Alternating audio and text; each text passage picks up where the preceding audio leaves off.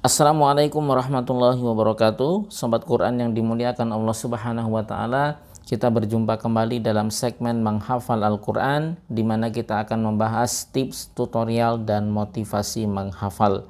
Dan kali ini saya akan membahas bagaimana jika kita tidak mau menghafal sambil mondok. Siapapun memang punya kesempatan untuk dapat hafal Al-Quran, selama ia punya keinginan dan mau berusaha menghafalkannya. Siapapun, kapanpun, dan dimanapun, masing-masing punya kesempatan yang sama untuk bisa hafal Al-Quran. Meski demikian, ada beberapa faktor yang dapat mempengaruhi proses menghafal, apakah ia berjalan dengan baik ataukah justru sebaliknya.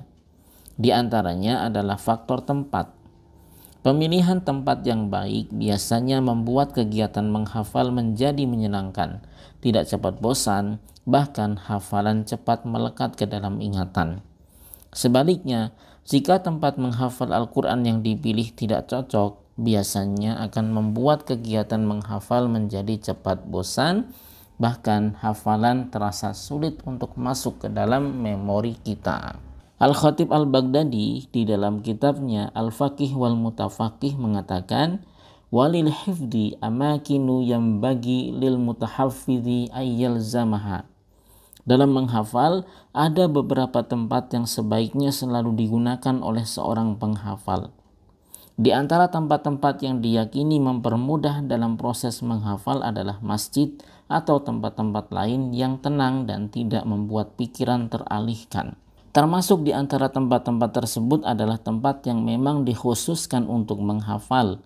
Walaupun biasanya ramai, tetapi jika masing-masing orang di sana tidak melakukan sesuatu yang lain selain membaca dan menghafal Al-Quran, maka akan membuat seseorang semakin bersemangat menghafal, bahkan satu sama lain dapat saling memotivasi.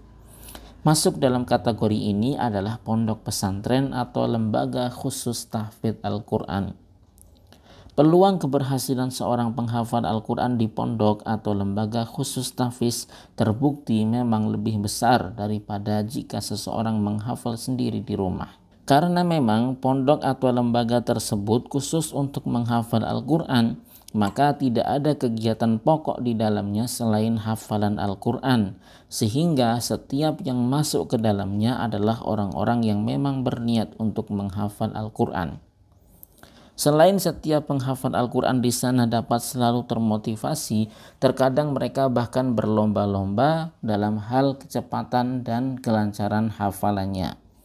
Berbeda dengan menghafal di rumah, selain seseorang harus menciptakan suasana menghafal sendiri, ia juga harus dapat menjaga semangat menghafalnya agar terus terjaga karena tidak ada yang memotivasinya sebagaimana para penghafal di pondok.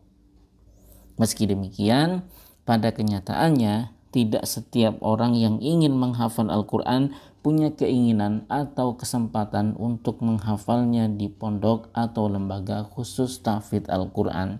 Di antara mereka ada yang memang lebih memilih menghafal di rumah.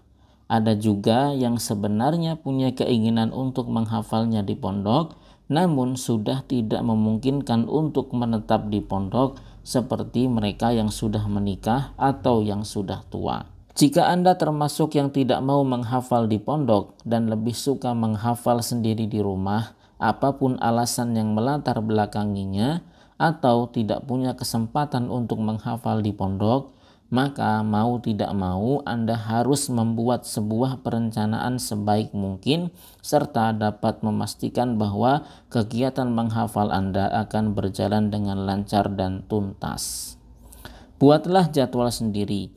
Kapan saja Anda harus menghafal, berapa banyak penambahan hafalan yang harus Anda penuhi dalam sehari, termasuk kapan saja Anda harus mengulang-ulang hafalan, serta berapa banyak hafalan yang harus Anda ulang, dan lain-lain sebagainya, harus Anda rencanakan dengan baik, tidak lain demi keberhasilan Anda sendiri dalam menghafal.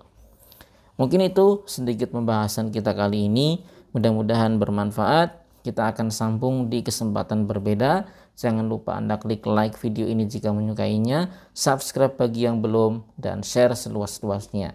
Billahi taufik wal hidayah. Assalamualaikum warahmatullahi wabarakatuh.